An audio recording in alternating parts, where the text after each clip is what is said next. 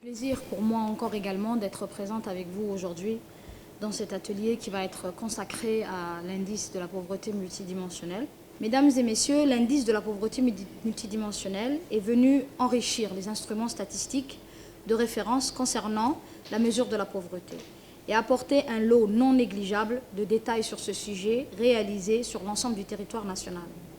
L'IPM va servir en outre à affiner davantage les outils de ciblage dont nous disposons à l'heure actuelle.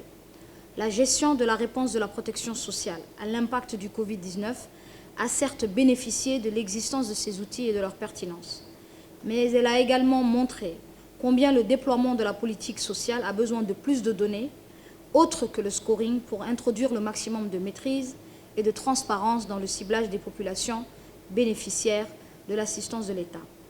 Enfin, l'IPM a apporté de nouvelles données et informations quant à la cartographie de la pauvreté aux facteurs de son approfondissement. Sur cette base, nous allons pouvoir disposer, au bout du compte, d'un véritable tableau de bord qui servira d'instrument d'aide à la décision.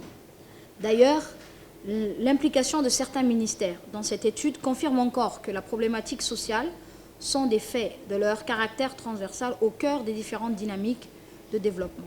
Nous retrouvons ce faisant dans cette approche une illustration de ce que pourrait être un cluster social, cette idée chère au chef de l'État, son Excellence M. Ismaël Omar Guelleh, qu'il a appelé à concrétiser à travers la coordination des projets et programmes des départements sectoriels aux missions proches et complémentaires.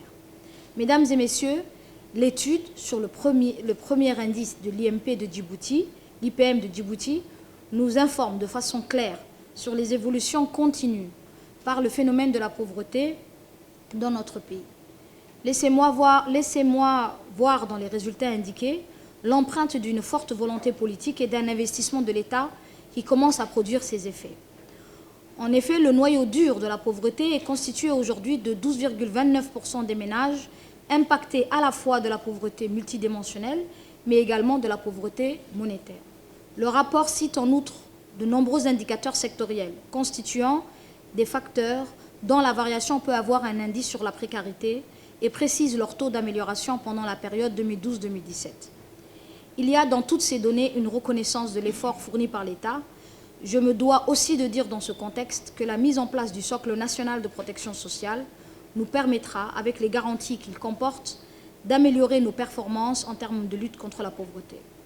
Du reste, nous sommes convaincus qu'une corrélation entre la stratégie de protection et l'indice de pauvreté multidimensionnelle facilitera grandement la mise en œuvre de nos objectifs, parmi lesquels les sorties de pauvreté figurent comme les priorités.